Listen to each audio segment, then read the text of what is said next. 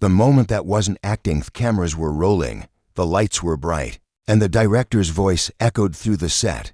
Action! Keanu Reeves and Sandra Bullock stood across from each other, their eyes locked. It was a scene from Speed, the movie that would change both of their lives forever. On the surface, it was just another action film. Explosions, danger, a bus that couldn't slow down. But in that moment, something was happening that no script could describe. As the scene played out, their connection felt real to real. When the cameras stopped, the crew clapped, the director smiled. But the two of them didn't move for a second. They just stood there, caught in a quiet kind of silence that didn't belong to the movie. Later that night, Sandra sat in her trailer, still thinking about the way he looked at her, not like an actor, not like a co-star, but like someone who saw her for who she really was. Behind the humor, behind the charm, behind the walls she kept up so carefully. Keanu, too, couldn't shake the feeling.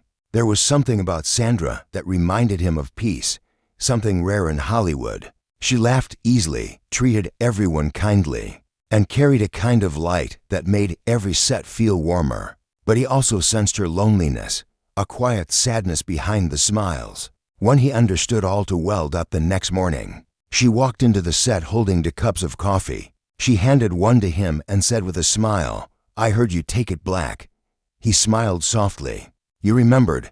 From that small moment, a friendship began, simple, steady, and real. They would sit together between scenes, talking about everything except fame, books, loss, childhood memories. Sometimes they didn't talk at all. They just sat in silence, and somehow that was enough. One day, Sandra looked at him and said quietly, "You don't act like other people here." Keanu shrugged gently. "I just try to be real. This industry, it takes that away from you if you're not careful." She nodded. She knew exactly what he meant. When Speed wrapped, they hugged goodbye, promising to stay in touch. Neither of them realized that the bond they built on set wasn't just friendship. It was something deeper, something that would quietly follow them through decades of life, loss, and change. Years later, when fans rewatched their scenes together, they said it felt too natural, too emotional, to be acting. They were right. That spark, that look, that softness in their eyes, it wasn't part of the script. It was real, but the world didn't know what came after. The missed chances, the quiet loyalty, the moments that proved that some connections go far beyond romance. They become part of who you are. And for Keanu and Sandra, that connection was only just beginning. The gift he never mentioned after the movie Speed ended. Both Keanu and Sandra went back to their separate lives.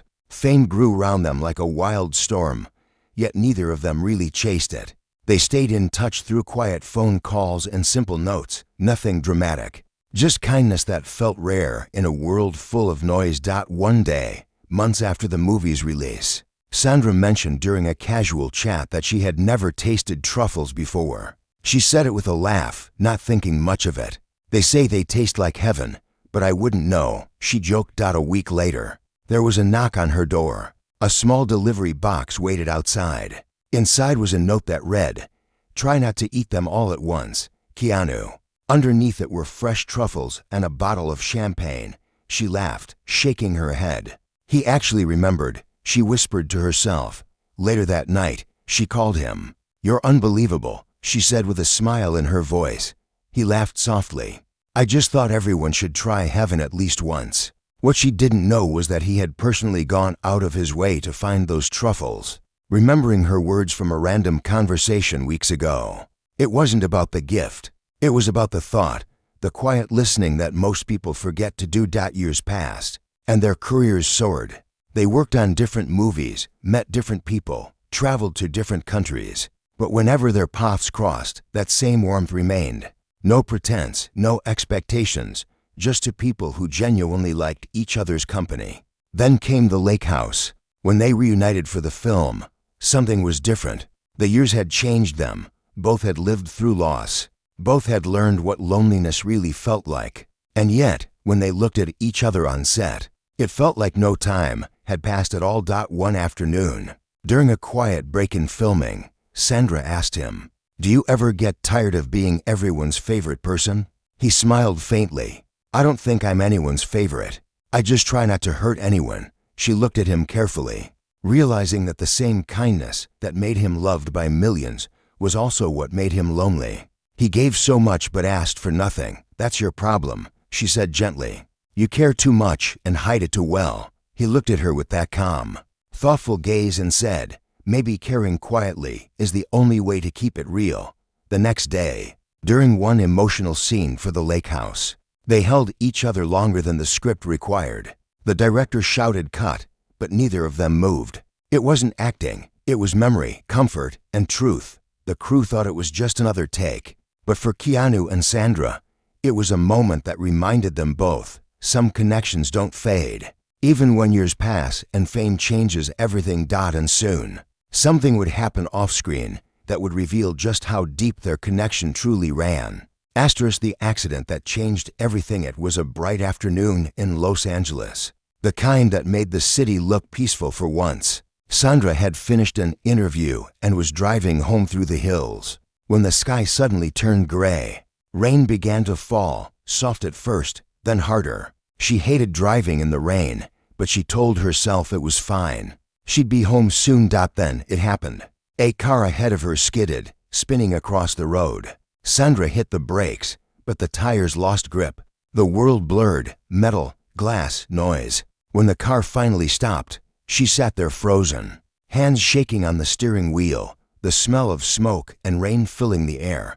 Within minutes, she was surrounded by flashing lights, strangers asking if she was okay. She nodded, but she wasn't, not really. Her body had only a few bruises, but her heart was pounding, her mind spinning. She couldn't stop replaying the sound of the crash. That night, as the storm continued outside, she sat alone in her house, staring at her hands. The phone rang. She didn't answer. It rang again, and again. Finally, she picked up. Sandra, the voice said quietly. It's me. She didn't say anything at first. Then, softly, how did you know? I just did, Keanu replied. Are you hurt? His tone wasn't dramatic, just steady, calm, like an anchor in a storm. She told him about the crash, her voice trembling. He listened without interrupting. Then he said simply, I'm coming over. No, it's late, she protested. But 2 hours later, he was at her door, drenched from the rain, holding a paper bag of food. You probably didn't eat, he said, walking in like it was the most natural thing in the world. She laughed softly through her tears. You really shouldn't be this kind. It's not kindness, he said, sitting beside her. It's what people do when they care. They ate in silence, the sound of rain outside filling the spaces between words. Later, when she started crying again, he just held her hand. No words, no advice, just presence. In that quiet, Sandra realized something she had ignored for years. It wasn't about love in the way the world described it. It was deeper, an unspoken loyalty, a trust that came without conditions. He had always shown up, without needing to be asked. When she finally calmed down, she whispered, You always seem to appear when I fall apart. Keanu smiled faintly. Maybe that's what friends are for. But she knew it was more than that. There was something in his eyes, that quiet pain he always carried, the kind that made him understand hers. That night, after he left, she sat by the window watching the rain fade into dawn. For the first time, she realized that the connection they shared was not made of words or timing. It was made of something far rarer. Two souls that understood each other without needing to explain. And what she didn't know was that soon, he would need her the same way, because even the strongest hearts break when life strikes again. When the strong one broke, weeks passed after Sandra's accident, and life began to feel normal again. She returned to work, smiled in interviews, laughed with friends, but deep inside, she carried gratitude for one man who never let her face pain alone. Then one morning, her phone buzzed with a message from Keanu. Can we talk? She replied instantly, of course. They met at a small coffee shop away from the noise of the city. When she saw him walk in, she noticed something different. He looked tired, not the usual kind of tired, but the kind that comes from carrying something heavy for too long. What's wrong? She asked gently. He hesitated, his hands trembling slightly as he set his cup down. My sister's cancer. It's back. Her heart sank. She remembered him mentioning it years ago. how he had spent months helping her through treatments, staying by her side through every moment of pain. "Keanu," she whispered, reaching for his hand. He shook his head slightly, forcing a weak smile. "I thought it was over. She was doing so well. But the doctors said it's aggressive this time." Sandra didn't speak. She just held his hand tighter. For the first time in years, she saw Keanu's calm break. His eyes watered, his voice cracked. "I don't know how much more I can lose," he said quietly. "First my best friend, then my family. Every time I start to believe in peace, it slips away." Her heart ached. This was the man the world called strong, kind, unshakable. Yet here he was, breaking quietly in front of her, just like anyone else would. She stood up and walked around the table, wrapping her arms around him. He froze for a moment, then let go, his guard, his silence, his pain. She whispered, "You've carried everyone for so long. Let someone carry you for a while." After that day, she started showing up for him the same way he always had for her. Sometimes she cooked and left food at his doorstep. Sometimes she just sat beside him in silence. She didn't try to fix his sadness. She simply stayed. One evening, when he looked too tired to speak, she said softly, "You once told me kindness keeps you real. That kindness, it's what keeps people alive, Keanu. You gave it to me when I needed it most. Now let me give it back." He looked at her for a long moment, his eyes full of quiet gratitude.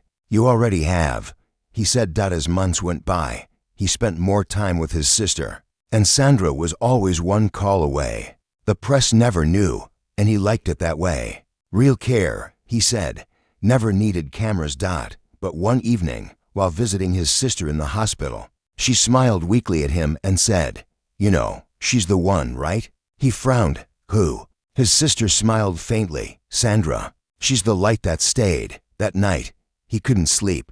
Her words echoed in his mind. The light that stayed. He didn't know it yet, but his sister's words would become a prophecy. Because soon, the moment would come when Sandra would show him the kind of love that doesn't fade, even when everything else does. The moment she saved him months later, Keanu's world went quiet again. His sister passed away in her sleep, leaving behind a silence that felt heavier than grief. He didn't tell anyone. He didn't want to see pity in people's eyes. He stopped showing up at events, stopped answering calls, stopped smiling in public. The world thought he was fine, just taking a break. But Sandra knew. She always knew. She left him messages every day. Simple ones like "just checking in" or "made you soup again." Sometimes he didn't reply, but she never stopped. One morning, after 3 days of silence, she drove to his house. When he opened the door, she almost didn't recognize him. His hair was unkempt, his eyes tired. The house felt too quiet, too still. "You shouldn't be here," he said softly. "Then why did you open the door?" she asked. He looked at her for a moment, then sighed. "Because you wouldn't leave." She stepped in, holding a grocery bag. "Good thing you know me that well." She cooked for him that night. Simple food, warmth, nothing fancy. When they sat down, he barely ate. She finally said, "You don't have to pretend, you know." He looked down. "Pretend what?" "That you're okay," she said. "You don't always have to be the calm one." For the first time in a long while, he let the tears fall. "I just feel empty, Sandra. I keep losing people. And every time I try to move forward, life takes something away." She reached across the table, holding his hand. "Maybe life doesn't take things away. Maybe it just makes space for what's real." He looked at her, confused. She continued, "Your sister loved you. Your friends loved you. But they wouldn't want you to stop living because they're gone. You carry them by living, by staying kind, by staying you." Keanu closed his eyes. "You make it sound so easy." She shook her head. "No, it's not easy. It's just worth it." For hours they talked, about his sister, about grief, about the strange way love survives even when people don't. As the night deepened, she told him, "You once showed up for me when I was falling apart. Now it's my turn to do the same. You don't get to face this alone."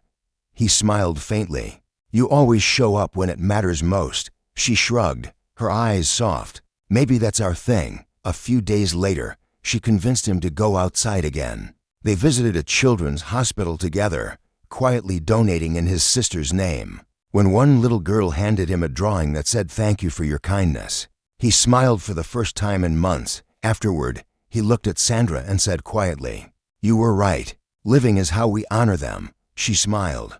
"And that's how you keep them with you." Neither of them said it, but they both knew something had changed. Their friendship had always been strong, but now it had turned into something unbreakable, built from pain, patience, and love that asked for nothing in return. And soon, one unexpected moment in public would make the world see that the connection between them had never been acting. It was real all along. The scene that wasn't acting. Months later, Sandra and Keanu were invited to an award show. It had been years since Speed, but people still loved them together. Interviews, questions, and constant rumors, none of it mattered to them anymore. They had learned to live above the noise.